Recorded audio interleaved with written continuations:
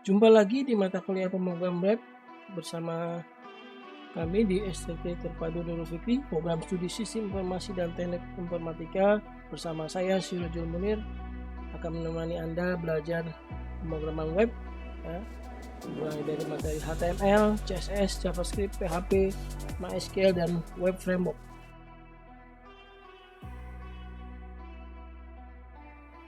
Di kali ini kita akan membahas tentang cascading style sheet, yaitu untuk layout atau mendesain web, ya, kita butuh suatu styling yang dinamakan dengan style sheet, ya, atau CSS, cascading style sheet. Setelah sebelumnya belajar HTML, ya, sudah pelajari tag-tag HTML mulai dari HTML yang sampai versi HTML5, ya, tag-tagnya sudah dipelajari. Nah, sekarang bagaimana membuat stylingnya? Styling dalam artian kita akan membuat atau mempercantik tampilan halaman web yang akan kita buat. Jadi style ini digunakan untuk memformat layout halaman web kita agar misalkan fontnya kita tentukan, latar belakang warna kita tentukan, kemudian juga nanti misalkan ada sedikit animasi juga, ya, bisa juga diterapkan karena CSS yang versi-versi baru sudah mensupport beberapa animasi, ya, tanpa perlu JavaScript gitu, ya.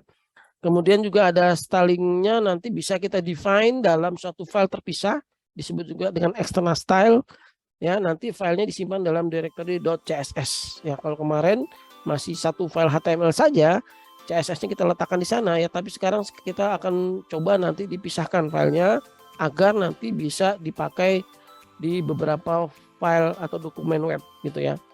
Nah, juga kita bisa menerapkan konsep multiple style. Dalam suatu dokumen web bisa kita terapkan multiple style.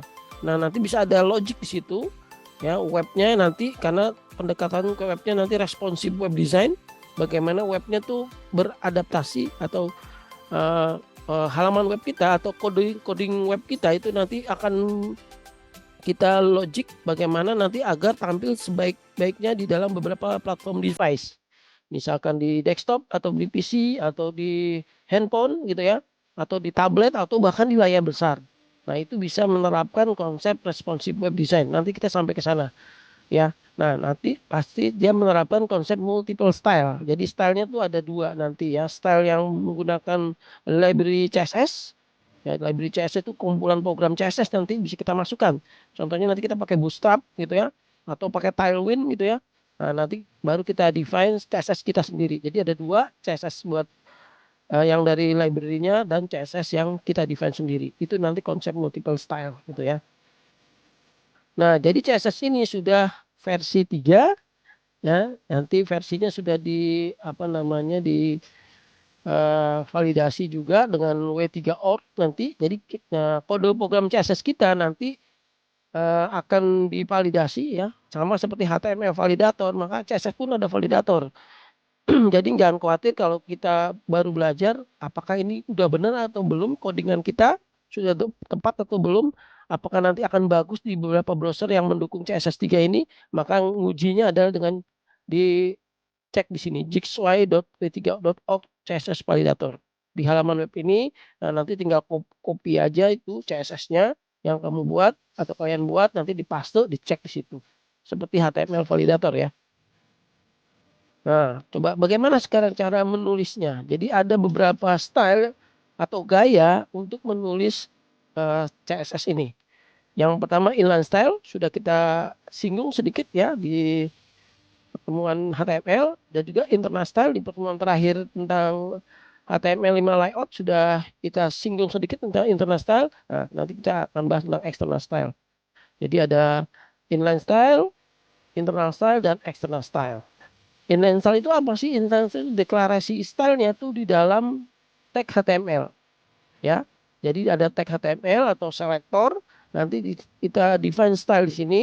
Nah, contohnya ini misalkan kita akan warna merah, stylenya color .2 red. Nanti ada property dan value di situ, ya. Jadi di area div ini stylenya menggunakan warna tag. Jika ada teks, ya, warnanya akan merah gitu, ya.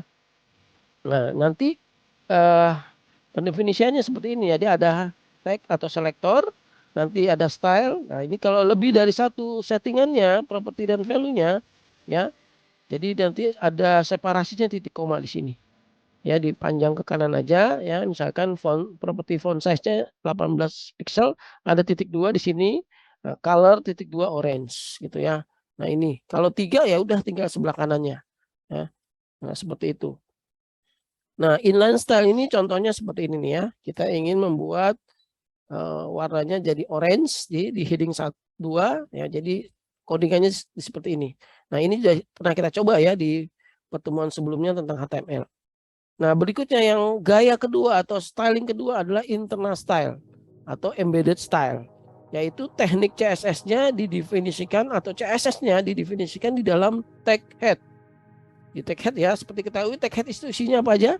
Isinya ada title untuk memberi judul halaman web, kemudian ada metadata, misalkan mendeskripsikan konten web kita ini apa description-nya ya. Nah, sekarang tambah mendefinisikan CSS gunakan style. Ya, nanti juga bisa diterapkan untuk mendefinisikan JavaScript di head sini ya. Jadi ada fungsinya tidak hanya title dan metadata, bisa juga berupa styling gitu ya. Baik CSS maupun kode JavaScript nanti bisa diterapkan di head gitu ya. Jadi style buka, style tutup nanti ada di situ. Nah, ini contohnya misalkan kita akan memberi latar belakang dari web kita, warnanya misalkan beige nih ya, contohnya gitu, background main color gitu ya. Nanti contohnya seperti ini. Nah, body nanti ada bracket kurung buka, tutup. Nah, di sini properti dan value-nya. Jika ada lebih dari satu tinggal di coding aja bawahnya H1, boleh ada spasi, boleh tidak ya. Kurung kerawal, bracket dan sini ya pendefinisiannya. Nanti ini diterapkan untuk heading 1 dan body. Gitu ya. Nah, yang ketiga, gaya ketiga adalah external style, yaitu gaya dengan mendefinisikan style sheet dalam dokumen atau file lain. Jadi nanti kita buat dokumen .css berekstensi .css, nanti kita letakkan dalam direktori CSS ya. Nanti dapat digunakan, keuntungannya adalah dapat digunakan di beberapa dokumen web. Misalkan kita web 1, web 2, web 3 misalkan .html ya. Kita buat, maka bisa aja CSS-nya itu sama, mengacu ke satu style yang sama. Sehingga kalau ada perubahan di beberapa atau ada perubahan di stylenya, maka akan mengakibatkan perubahan di dokumen web 1, web 2, web 3 dan seterusnya yang menggunakan CSS yang sama. Itulah keuntungannya ya. Nah, di sini cara melinknya seperti apa? Ada head, ada link, rel, style sheet, href, your style di sini ya. Jadi cara mengelinknya seperti itu menggunakan tag link, kemudian ada atribut rel, isinya style sheet ya. Ini harus baku, harus style sheet. Kemudian href, nah ini lokasi filenya. Biasanya kita letakkan dalam satu susunan folder biar rapi. CSS, HTML, aset atau image ya, video itu adanya dipisahkan. JavaScript juga nanti dipisahkan. Ya, contohnya nanti kalau buat CSS kita letakkan di dalam folder CSS sini. Nanti kita bikin style kita, style.css, misalkan ada 2 di Bootstrap gitu ya. Nah, ini contohnya ada 2 multiple style ya. Jadi style yang menggunakan library Bootstrap, yang style ini yang kita sendiri, yang kita coding di sini. Kalau Bootstrap jangan diubah-ubah codingannya. Nah, gitu ya, cara mendefinisikan inline style, internal style, dan external style. Baik, saya demokan aja caranya ya. Saya buka Visual Studio Code. Ya, saya buka Visual Studio Code, saya bikin file baru aja ya. Misalkan di sini, ada di sini salah. Nah, buat file baru namanya web02.html. Ya. Seperti biasa kita ada doctype ya, kemudian HTML, language-nya masukkan aja untuk menandakan bahwa website kita ini website yang berbahasa Indonesia ya. Title head dulu, head ya. Nah, di sini ada head, kemudian ada body di sini ya, body. Nah, anatominya seperti ini dasar ya, sudah belajar HTML. Dan di sini ada head, misalkan ada title misalkan belajar CSS, kemudian ada metadata ya, meta name, description misalkan, kontennya adalah belajar CSS. Ini gunanya buat apa? Nanti kalau kalian diterapkan di di pencarian di Google, maka dengan mendefinisikan seperti ini berarti kita mencoba bahwa web kita nanti sepertinya harus dengan kata kunci pencarian belajar CSS, maka akan diusahakan tampil di halaman di pertama, bahkan ya di bagian paling pertama gitu ya. Jadi di sini nih salah satu teknik search engine optimization of SEO adalah mendefinisikan metadata gitu ya. Oke. Nah, contoh saya buat deh halaman kosong dulu, heading 1 misalkan STT Terpadu Nurul Fikri misalkan gitu ya. Kemudian ada apa tadi air horizontal rule misalkan, atau ada paragraf ya. STT Terpadu Nurul Fikri yang memiliki ya di teks aja ya, program studi sistem informasi, teknik informatika, dan bisnis digital. Ya, kemudian digital. Kita kasih titik aja di sini ya.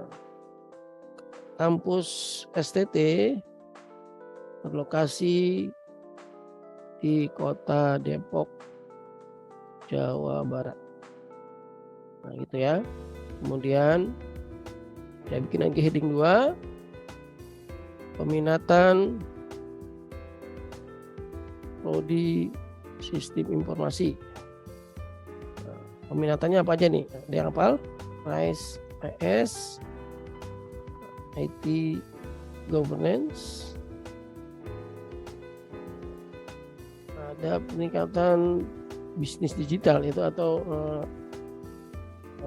e-commerce gitu ya, misalkan e-commerce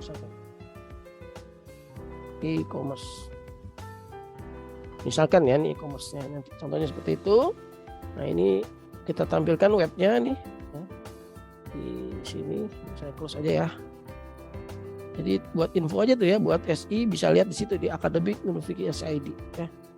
Ada praktikum tadi ya. Nah, ini di web 2. Nah, tampilannya seperti ini. Ya, jadi ada apa namanya, masih belum diberi styling gitu ya. Coba akan kita beri styling. Pertama stylingnya adalah misalkan kita pakai inline style dulu. Oke, inline style berarti mendefinisikan stylenya di dalam tag HTML-nya langsung.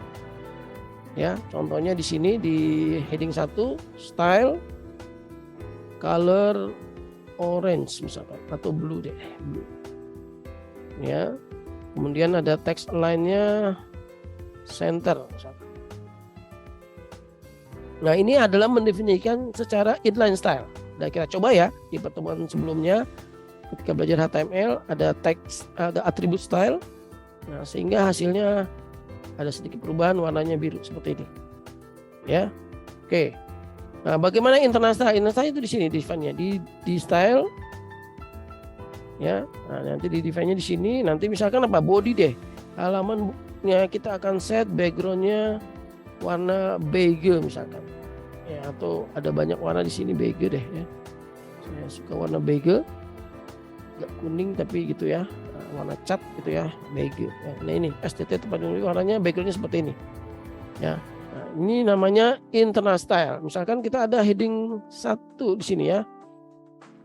Heading 1 lagi misalkan, nah, misalkan atau heading 2 deh. Heading 2 misalkan color sama dengan magenta misalkan gitu ya. Nah, di sini warnanya seperti ini. Nah, ini cara mendefinisikan internal style gitu ya. Oke, ini internal style. Jadi definisikan di dalam text style. Nah, berikutnya external style. Untuk external style definisikannya adalah dalam folder CSS. Saya buat folder CSS di sini. Nah, saya buat style baru misalkan apa nih? My style misalkan. mystyle.css. Style saya misalkan ya. Nah, misalkan kita definisikan suatu paragraf nanti akan menggunakan font family-nya atau ya font family-nya misalkan menggunakan apa nah? Arial misalkan ini ya. Oke.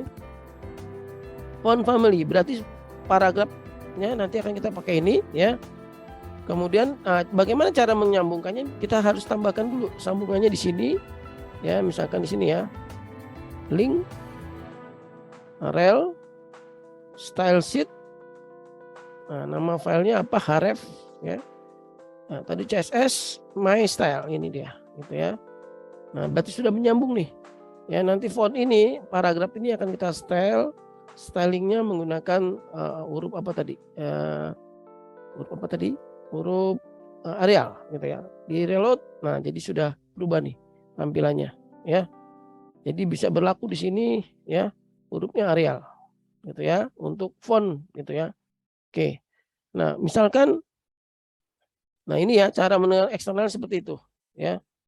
Nah, misalkan apalagi ya kita define, misalkan ada heading 2 lagi, misalkan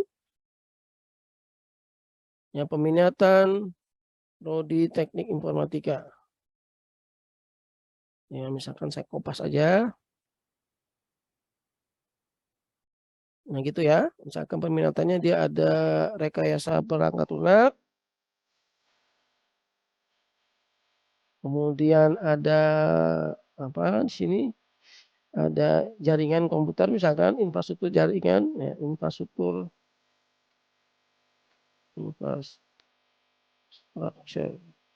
IT jaringan ya network gitu ya. Nah, kemudian ada juga data science misalkan di sini ya, data science. Nah,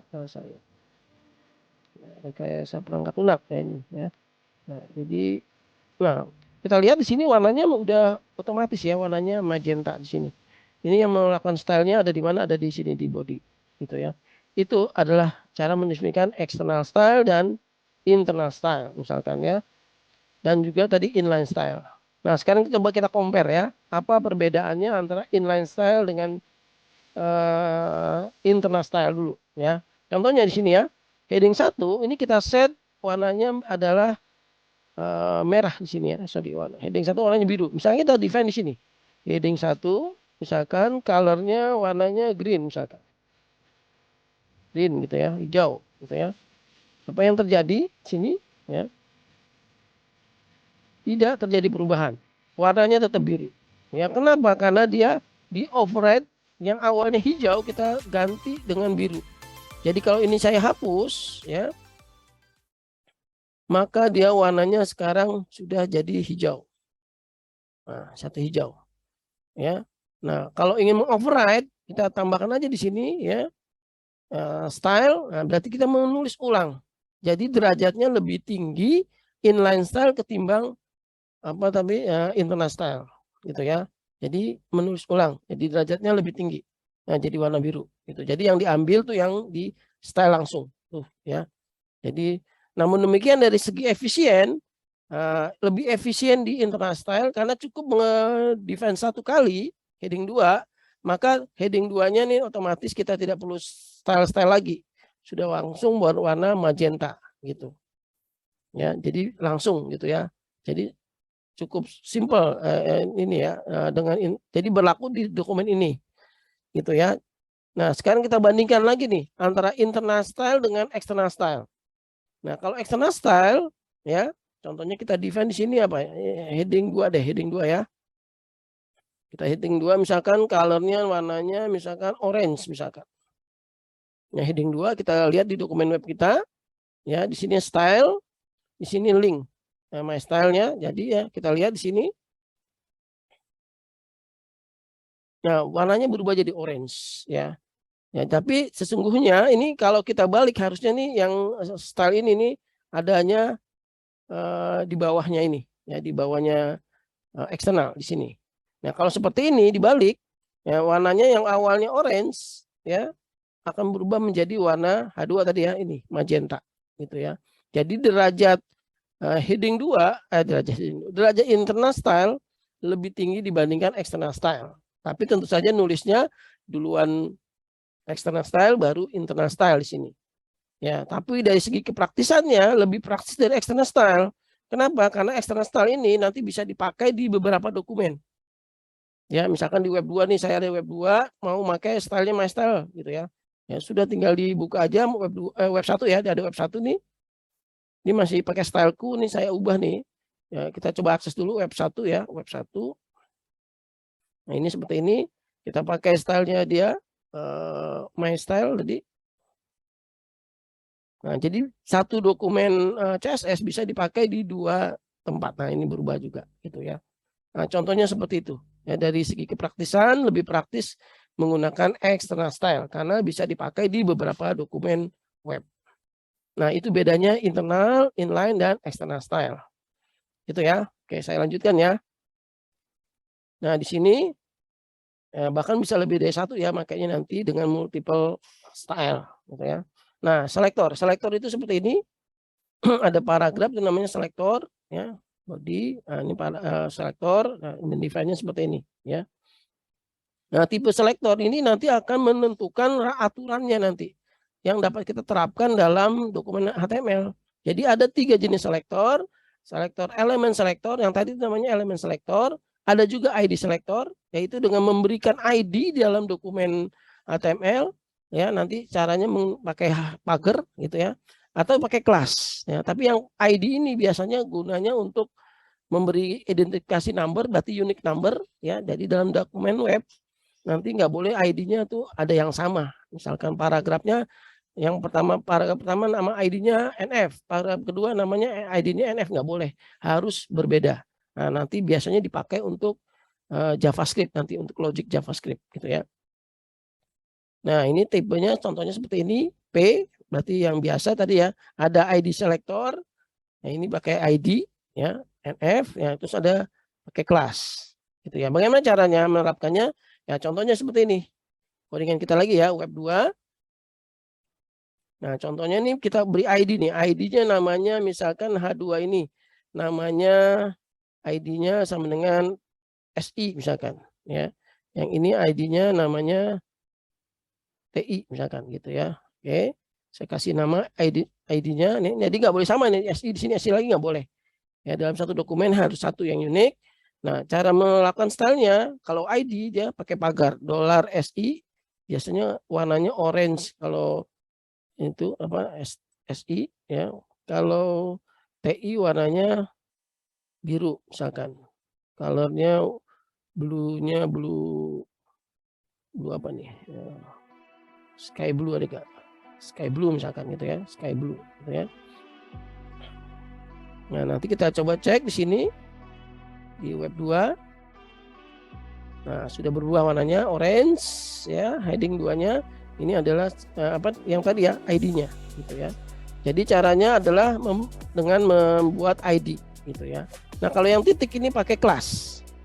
Contohnya misalkan kita buat kelasnya untuk kita buat misalkan nih kita beri kotak ya, pakai div aja, pakai div.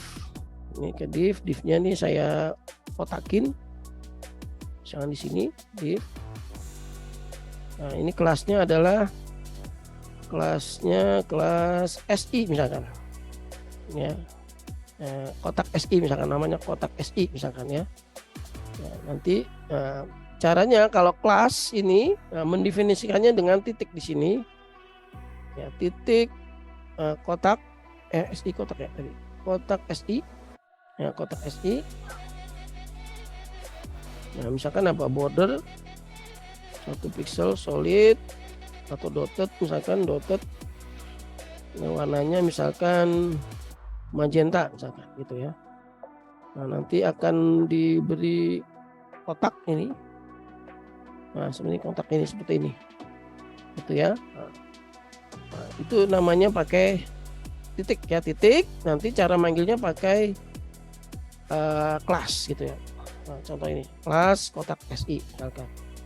Nah, seperti itu ya. Oke. Nah, nanti ada selektornya bisa kita ketikkan seperti ini, bisa 2 baris ke bawah ya, pakai bracket kurung kerawal, kurung buka tutup, nanti ada properti titik 2 value-nya ya.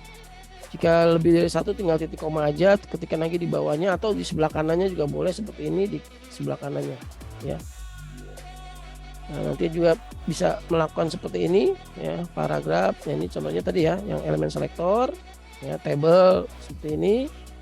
Nah, atau bisa juga single element tadi ya, bisa juga multiple, nanti heading 1, heading 2, heading 3 warnanya sama semua misalkan. Nah, bisa nih dibeli apa namanya sekaligus, misalkan heading 1, heading 2 ingin di fontnya misalkan ya heading 1, heading 2 ya, fontnya misalkan font family, misalkan kita ambil apa nih, Georgia Times New Roman atau ya, atau Lucida Design misalkan ya, nggak panjang ya, misalkan gini, nggak ada perubahannya ya. Seperti itu ya, nanti bisa heading 1, heading 2, contohnya seperti ini. Bisa sekaligus gitu ya, tinggal pakai spasi aja gitu ya, pakai koma, sorry, pakai koma, kurang koma ya, pakai koma di sini, pakai koma. Nah, baru berubah tadi nggak berubah ya, pakai koma tadi ya, gitu ya. Itu, bisa juga semuanya misalkan atau pakai Adi juga pakai ini bisa juga ya untuk stylingnya, ya. Nah, atau bisa juga seperti ini ya, koma-koma main contoh ya. Nah, jadi manfaat CSS ini adalah untuk membuat layout kita lebih baik halaman webnya. Nanti buat programmer atau web designer memaintain-nya enak. Nanti kalau Anda misalkan jadi web designer atau admin web gitu ya, untuk memaintain tampilan web itu bisa diubah lewat CSS-nya. Misalkan hanya mengubah latar belakang warna, font, nah itu bisa lewat CSS-nya. Nah, nanti untuk ke depan maka bisa juga dibuat CSS khusus untuk masing-masing device. Sehingga nanti kita pakai logic kalau diakses device-nya besar, ya layar besar misalkan, maka pakai CSS yang buat layar besar. Tapi kalau diakses oleh handphone dengan ukuran berapa misalkan 6 inch misalkan, nanti pakai yang stylenya 6 inch gitu ya. Bisa dilakukan logic di situ. Ya, sehingga jadi responsif webnya, jadi nggak perlu bikin 2 aplikasi. Aplikasi buat handphone, aplikasi buat web. Cukup bikin satu aja, tapi bagus diakses oleh device gitu ya. Oke, baik, untuk materi CSS dasar, untuk sesi kali ini cukup sekian. Terima kasih, sampai berjumpa di video selanjutnya. Wassalamualaikum warahmatullahi wabarakatuh.